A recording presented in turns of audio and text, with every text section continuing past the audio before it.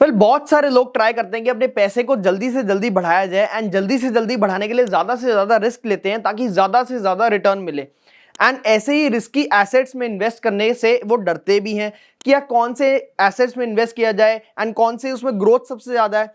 Generally हमने देखा last 20 सालों में इक्विटीज ने, स्टॉक्स ने आउट परफॉर्म किया है बाकी सारे एसेट्स को, तो इसलिए लोग बढ़ती हुई मार्केट में भी स्टॉक्स खरीद लेते हैं किसी भी भाव पे, किसी भी प्राइस पे। पर वो ये नहीं समझते कि अगर आपको लॉन्ग टर्म इन्वेस्टिंग करनी है तो आपका जो प्राइस है एंड आपका जो बिजनेस है जिसमें आप इन्वेस्ट कर रहे हैं वो भी अच्छा होना चाहिए। अब ऑब्वियसली आप और मेरे जैसे जो रिटेल इन्वेस्टर्स हैं वो बहुत ज्यादा क्वालिफाइड नहीं है, इतना टाइम नहीं है कि वो पूरा दिन सिर्फ बिजनेस को स्टडी करने में लगाएं, क्योंकि they have other things to do as well. इसीलिए एक रिटेलर को या एक ऐसे बंदे को जिसको बहुत ज्यादा एक्सपर्टीज नहीं है स्टॉक्स में इन्वेस्टिंग में, उसको इन्वेस्ट करना चाहिए म्यूचुअल फंड्स में। अब म्यूचुअल फंड्स में इन्वेस्ट करने का जो रिस्क है वो तो लाइन हम सबने ही सुनी है कि mutual fund investment are subject to market risk, read all scheme related documents carefully वगैरह वगैरह। बट म्यूचुअल फंड से भी अगर कुछ थोड़ा सा ज्यादा सेफ है जो ऑलमोस्ट इक्वल रिटर्न देता है या कभी कभी उससे ज्यादा भी रिटर्न दे देता है, एंड अगर लॉन्ग हिस्ट्री में देखें, अगर आपको 5 साल 7 साल 10 साल 20 साल अपनी रिटायरमेंट प्लानिंग करनी है या उससे भी ज्यादा अपने बच्चों के लिए लेके जाना है, अगर आपको उस होराइजन के लिए इन्वेस्ट करना है तो म्यूचुअल फंड से भी कुछ बेटर रिटर्न्स हमें देने वाला अगर कोई है तो वो है ईटीएफ। अब ईटीएफ क्या होता है, एक्सचेंज ट्रेडेड फंड कैसे ट्रेड किया जाता है, उसके बेसिक्स क्या होते हैं, ये हमने ऑलरेडी पिछली वीडियो में कवर कर लिया है। अगर आपने अभी तक वो नहीं देखी तो आप वीडियो आई बटन में जाके देख सकते हैं।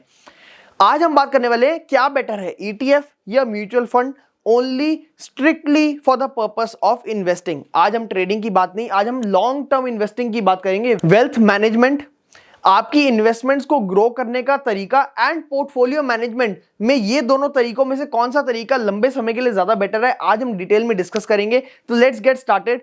ईटीएफ हमें ऑलरेडी पता है कि होता है हमारा exchange traded fund, and mutual fund हमारा क्या होता है, ये दोनों ही पूल्ड एसेट्स हैं। बट म्यूचुअल फंड ऐसे फंड्स हैं जो आपके पैसे डायरेक्टली स्टॉक्स में जाके लगाते हैं। ईटीएफ क्या होता है, वो एक बास्केट ऑफ स्टॉक्स में लगाते हैं and they copy the benchmark. यानी ETF is a passive way to invest funds and mutual funds are both passive or active or could be a mix of both. Passive भी हो सकते हैं, active भी हो सकते हैं, but ETF is always by nature passive. Passive का मतलब क्या है, they are copying a benchmark. यानी अगर निफ्टी 50 का ईटीएफ है तो वो निफ्टी 50 को कॉपी कर रहा है, अगर निफ्टी बैंक का ईटीएफ है तो वो निफ्टी बैंक के स्टॉक्स को कॉपी कर रहा है, एंड सो ऑन। जिस भी इंडेक्स का ईटीएफ है वो उसको कॉपी कर रहा है, इसीलिए वो पैसिव है। पैसिव मतलब आपको एग्जैक्टली वही रिटर्न्स देगा, थोड़ा बहुत माइनस का फर्क होगा। अब वो क्यों होगा फर्क, वो हम आगे डिस्कस करेंगे, बट वो थोड़ा बहुत फर्क होगा आपके एक्चुअल बैंक रिटर्न्स में एंड आपके ईटीएफ में। तो लेट्स गेट स्टार्टेड। हम बात करने वाले हैं सबसे पहले एक्सपेंस रेशियो के बारे में। एक्सपेंस रेशियो जैसे मैं नाम से समझ आ रहा है, यानी कितना हमारा खर्चा हो रहा है। अगर हम देखें एक्सपेंस रेशियो कैसे कैलकुलेट करा जाता है एंड कैसे आपके अकाउंट से निकाला जाता है, इतनी चालाकी से कि आप समझ भी नहीं सकते। बहुत इंटरेस्टिंग बात बताने वाला हूं। हम अज्यूम करते हैं 250 ट्रेडिंग डेज आपके पास होने वाले हैं जिस दिन मार्केट ओपन रहेगी।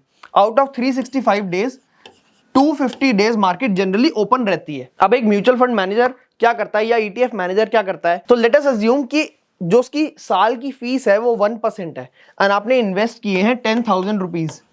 दैट मीन्स वो आपसे एक साल में 100 रुपए लेगा। अब वो कैसे लेगा, वो आपसे साल के एंड में 100 रुपए कट नहीं कर लेगा, ऐसे नहीं कर सकते वो, क्योंकि आप हो सकता है आपका पोर्टफोलियो साइज बढ़े एंड आप पैसे और डालें बीच में या कुछ पैसे निकाल लें। तो अगर आप सारे पैसे निकाल लेंगे एक साल से पहले तो मैनेजर को कुछ नहीं मिलेगा क्या, तो आपके लिए फ्री में मेहनत तो करेगा नहीं। तो ये कैसे निकालते हैं, 100 डिवाइड बाय 250,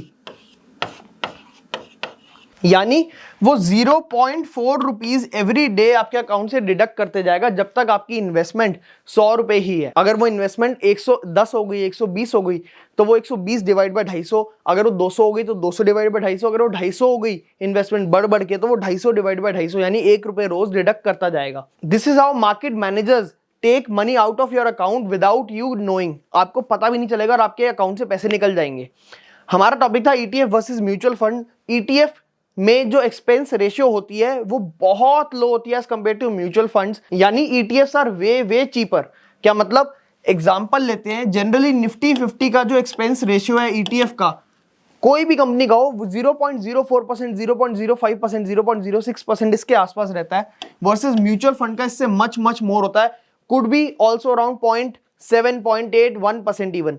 तो ये एक इतना बड़ा फर्क है जो आपको 10 सालों में आपके पोर्टफोलियो साइज को कई लाखों का फर्क लाके दे सकता है। तो यहां पे हमें क्या समझ आ रहा है, क्योंकि ETF आपको सेम रिटर्न के लिए लेस एक्सपेंस ले रहा है, तो ETF is better in terms of expense ratio. ठीक है, दूसरी बात कर लेते हैं लिक्विडिटी की। लिक्विडिटी क्या होता है कि आप जब जो चीज बेचना चाहें क्या वो बिकने के लिए अवेलेबल है, यानी अगर आपने आज एक घर खरीद लिया और आप चाहते हैं कल इसको बेच दें, तो क्या वो हाथों हाथ कल के कल बिक सकता है? बहुत मुश्किल है, इसीलिए हाउसिंग में लिक्विडिटी कम होती है। सिमिलरली ETF, क्योंकि ये एक्सचेंज पे ट्रेड होते हैं हर समय, इसमें लिक्विडिटी बहुत ज्यादा होती है एंड आप कभी भी at a click of your button इसको बेच सकते हो एंड आपको लिक्विडिटी मिल जाती है, मतलब सामने खरीदने वाला मिल जाता है। वर्सेस म्यूचुअल फंड्स में लिक्विडिटी का थोड़ा सा इश्यू रहता है, अगर स्पेशली वो म्यूचुअल फंड हाउस का जो AUM है, एसेट अंडर मैनेजमेंट, वो कम है, तो आपको लिक्विडिटी की प्रॉब्लम और भी ज्यादा आ सकती है। तो ETF are more liquid than mutual funds. तो थर्ड पॉइंट के बारे में अगर हम बात करें तो ETF जो होते हैं they are way more tax efficient than mutual funds.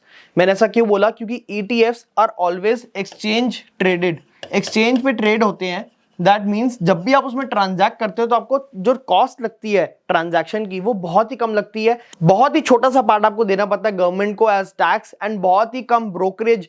शायद अगर आप डिलीवरी में ट्रेड कर रहे हो तो आपको ब्रोकरेज भी ना देनी पड़े, इतने कम टैक्सेस होते हैं as compare to mutual funds, जहां पे क्योंकि वो मोस्टली क्लोज एंडेड होते हैं। इवन अगर म्यूचुअल फंड ओपन एंडेड है तो उनका टैक्स जो है वो आपके ETF से कहीं ज्यादा होता है।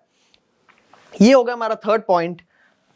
फोर्थ पॉइंट के बारे में अगर हम बात करें, मैनेजमेंट फीस, क्योंकि पैसिव फंड्स में आप सिर्फ कॉपी कर रहे हो, आप अपना दिमाग नहीं लगा रहे, आप एग्जैक्टली वही कर रहे हो जो आपको बेंचमार्क करने को कह रहा है। यानी अगर बेंचमार्क कह रहा है कि इसकी परसेंटेज बढ़ा दो तो आप उसको बढ़ा रहे हो, एंड अगर कोई स्टॉक बेंचमार्क से हट रहा है तो आप उसको हटा रहे हो एंड दूसरे को ऐड कर रहे हो।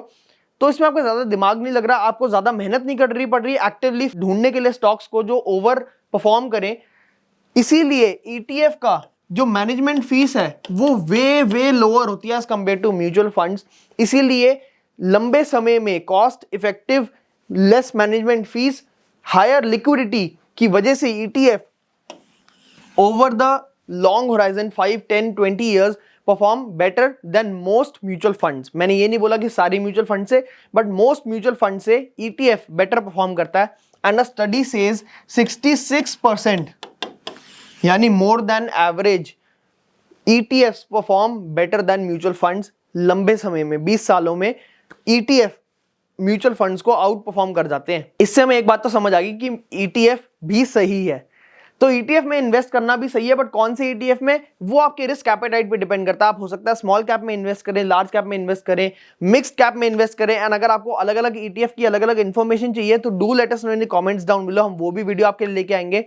फाइनली जो इसका इंपॉर्टेंट पॉइंट है, ETF को आप अपने स्टॉक डीमैट ब्रोकर अकाउंट पे भी देख सकते हैं कि उसकी होल्डिंग्स का प्राइस कितना हो गया, मेरे इन्वेस्टमेंट्स कितनी बढ़ चुकी हैं या गिर चुकी हैं, एंड उसको हाथों हाथ आप बाय एंड सेल भी कर सकते हैं। दैट मींस क्योंकि आपको वो स्टॉक दिख रहा है बढ़ता गिरता हुआ, तो आपके पास उस पर कॉन्फिडेंस भी ज्यादा है, आप उसको होल्ड भी ज्यादा देर कर सकते हैं एंड आप उस पर निश्चिंत होकर बेट भी ले सकते हैं कि यार लंबे समय में ये पैसा मुझे दिख रहा है, कोई चोरी करके भाग नहीं जाएगा अनलेस वो ब्रोकर डिफॉल्ट कर दे, जो कि एक बहुत बड़ा फाइनेंशियल क्राइसिस सिनेरियो भी बन सकता है। इन दी एंड आई होप आपको समझ आ चुकी होगी कि ETF वर्सेस म्यूचुअल फंड में कौन सा बेटर है फॉर लॉन्ग टर्म होराइजन। अब मैं ये नहीं कह रहा म्यूचुअल फंड बेकार है, म्यूचुअल फंड भी सही है, बट कौन से म्यूचुअल फंड में भी एक्सक्लूसिव कैटेगरीज होती हैं। अगर आपको वो भी जानना है तो डू लेट अस नो, हम वो भी एक डेडिकेटेड वीडियो सिर्फ म्यूचुअल फंड्स के बारे में बनाएंगे एंड ऐसे म्यूचुअल फंड्स के बारे में बनाएंगे जिन्होंने over the long term beat किया है ETFs को। उसको पहचाना कैसे जाता है, उसमें क्या क्या चीजें देखनी चाहिए, क्या क्या चीजें इग्नोर भी कर दें तो भी चलेगा। I hope you like this video and gain something very useful out of it. अगर आपको वीडियो अच्छी लगी होगी तो वीडियो को लाइक करते जाना, चैनल को सब्सक्राइब कर देना and share this video with your friends. Thank you.